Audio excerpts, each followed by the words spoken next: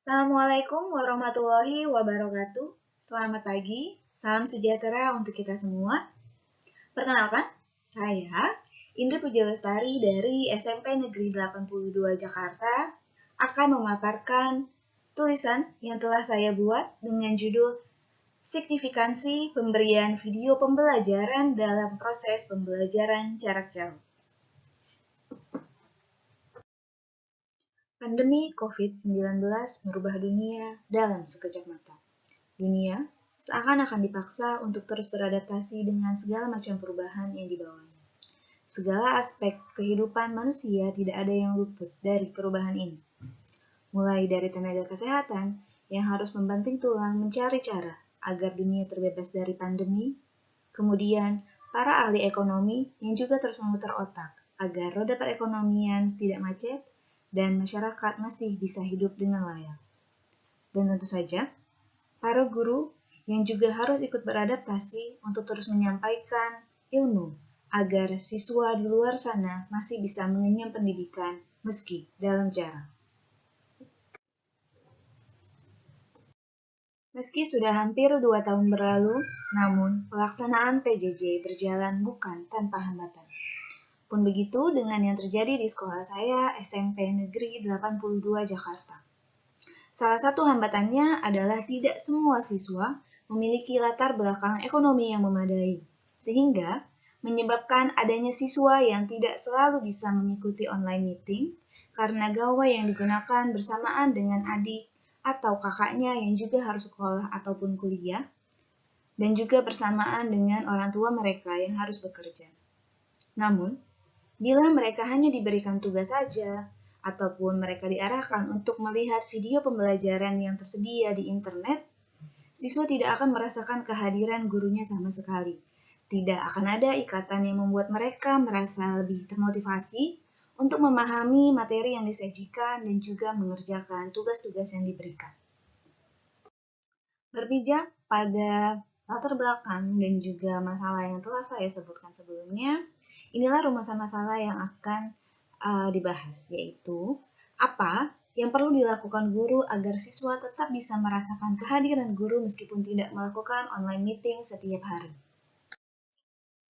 Kemudian, tujuan dari pemaparan ini adalah untuk mengemukakan solusi yang diperlukan siswa agar tetap bisa merasakan kehadiran guru meskipun tidak melakukan online meeting setiap hari. Manfaatnya, secara teoritis adalah untuk pengembangan konsep teoritis mengenai pentingnya kehadiran guru meskipun secara tetap maya, dan juga secara praktisnya adalah untuk meningkatkan keaktifan dan pemahaman siswa, serta meningkatkan keterampilan guru dalam mengelola dan melaksanakan pembelajaran berbasis kemajuan teknologi informasi. Berikutnya adalah kajian pustaka yang saya gunakan dalam tulisan best practice kali ini. Belajar adalah suatu proses yang kompleks. Proses belajar mengajar merupakan inti dari proses pendidikan secara keseluruhan.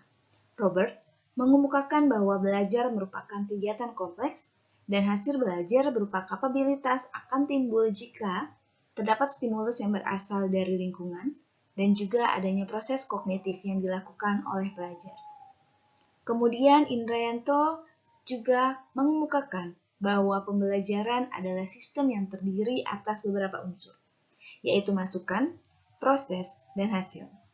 Berdasarkan pendapat para ahli tersebut, dapat ditarik kesimpulan bahwa proses pembelajaran terdiri dari runtutan kegiatan pembelajaran yang terdiri atas interaksi antar guru, siswa, dan juga lingkungan kelas.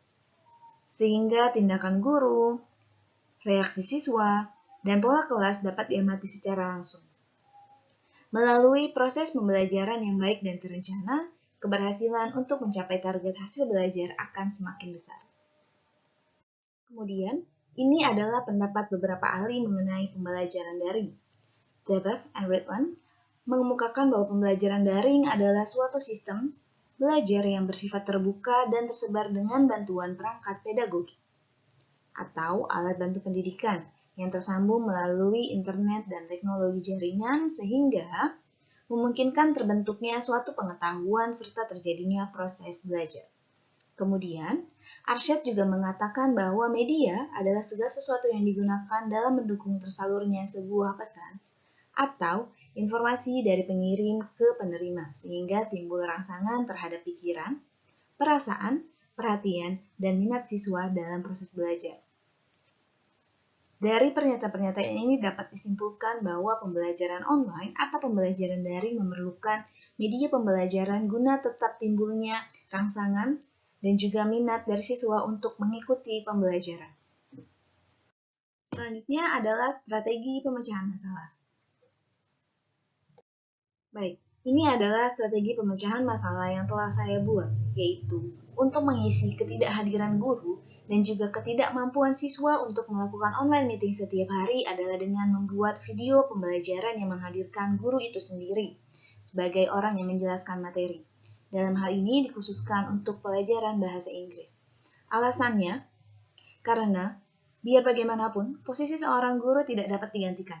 Meskipun banyak video pembelajaran yang beredar di berbagai platform dan juga banyak media aplikasi yang bisa digunakan untuk belajar bahasa Inggris, namun siswa bila melihat video pembelajaran yang dibuat oleh bapak ibu gurunya sendiri akan merasakan keterikatan dan juga akan mengikis jarak karena tidak bisa bertemu setiap hari dan juga tidak bisa selalu bertatap maya setiap hari.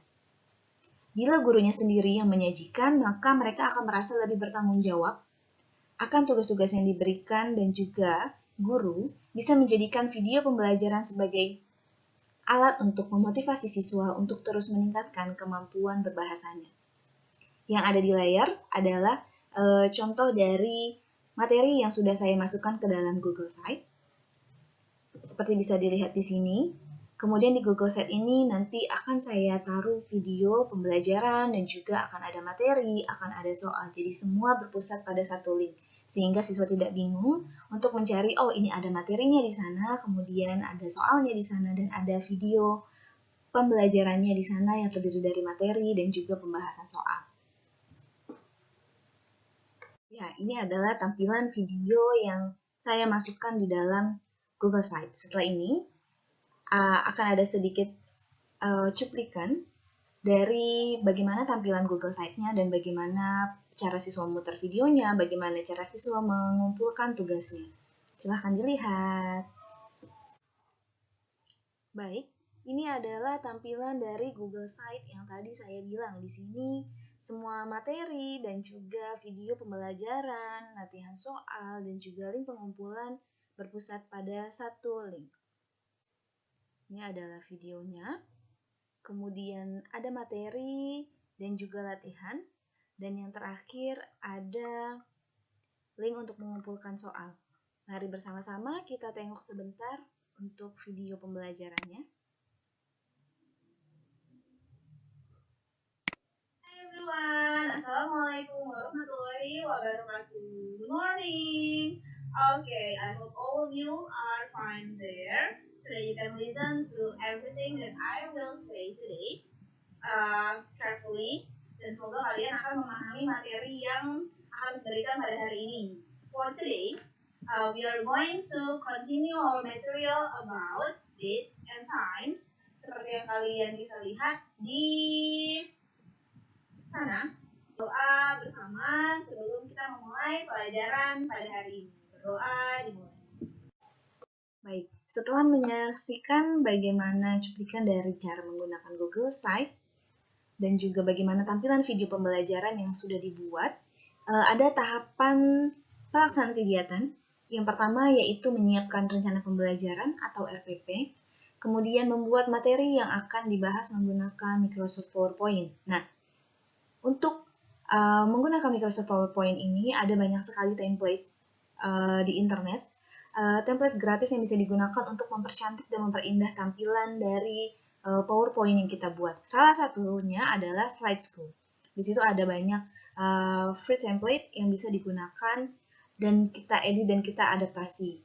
Kemudian setelah membuat materi, selanjutnya adalah menggunakan fitur Record Slideshow untuk membuat video pembelajaran. Kemudian selanjutnya mengunggah video pembelajaran dan materi ke dalam Google Site. Dan yang terakhir adalah memberikan umpan balik secara umum dalam video pembelajaran selanjutnya. Baik, Kemudian selanjutnya adalah hasil. Hasil dari penggunaan pemberian video pembelajaran yang dibuat secara pribadi yang menghadirkan guru dari internal sekolah kepada siswa adalah pertama, lebih mendalamnya pengertian siswa akan materi yang diberikan. Kemudian, siswa lebih terlibat aktif dalam setiap proses pembelajaran dan pengerjaan tugas. Kemudian, siswa pun lebih aktif mengajukan pertanyaan ataupun tanggapan mengenai materi yang mereka pelajari maupun mengenai tugas yang sudah diberikan. Dan juga ketepatan waktu dalam menyerahkan ataupun mengunggah tugas yang diberikan meningkat. Baik, kendala yang dihadapi adalah pertama, jaringan koneksi internet yang kurang baik. Hal ini yang dialami oleh beberapa siswa, tergantung dengan area tempat tinggal mereka, sehingga menyebabkan mereka mengeluh bahwa videonya tidak bisa diputar. Kemudian juga ada beberapa siswa lain yang bergantian menggunakan gawainya dengan ayah atau ibunya yang bekerja, dengan kakak atau adiknya yang juga sekolah ataupun kuliah.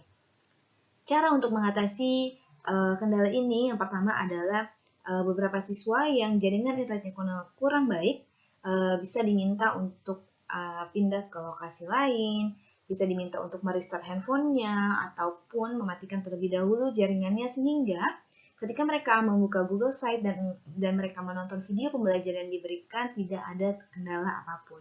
Selanjutnya, untuk siswa yang bergantian tadi dalam penggunaan gawainya, mereka diberikan waktu lebih banyak untuk menyimak video dan juga untuk mengumpulkan tugas sehingga tidak ada istilahnya karena mereka harus menggunakan gawai bergantian lalu mereka ditinggalkan, tidak. Jadi sekolah tetap menunggu, jadi sekolah tetap memberikan toleransi kepada siswa-siswa tersebut agar proses pembelajaran tetap dapat dilakukan. Untuk mengakhiri penjelasan saya pada hari ini, izinkan saya menyampaikan kesimpulan dari pemaparan saya. Kesimpulannya adalah video pembelajaran merupakan salah satu media pendukung yang sangat penting, apalagi dalam situasi pembelajaran daring di masa pandemi seperti ini. Meskipun banyak video beredar di luar sana, murid tetap membutuhkan sosok gurunya sendiri untuk menjelaskan materi pembelajaran. Murid tetap membutuhkan media di mana mereka merasa terikat dengan Bapak Ibu gurunya, meskipun mereka memiliki kendala untuk melakukan online meeting setiap hari. Guru harus beradaptasi agar lebih terampil mengelola aplikasi dengan mengembangkan diri dan juga meningkatkan kompetensi terutama di bidang IT. Teknologi yang bermunculan harus digunakan dengan bijak. Teknologi bukan digunakan untuk menggantikan posisi guru, namun digunakan untuk menguatkan eksistensi guru di hadapan murid-muridnya. Demikian pemaparan yang saya sajikan pada hari ini. Terima kasih banyak atas perhatiannya. Dan juga saya menyampaikan maaf yang sebesar-besarnya bila dalam pemaparan hari ini ada banyak ucapan saya yang salah dan tidak berkenan. Terima kasih. Wassalamualaikum warahmatullahi wabarakatuh.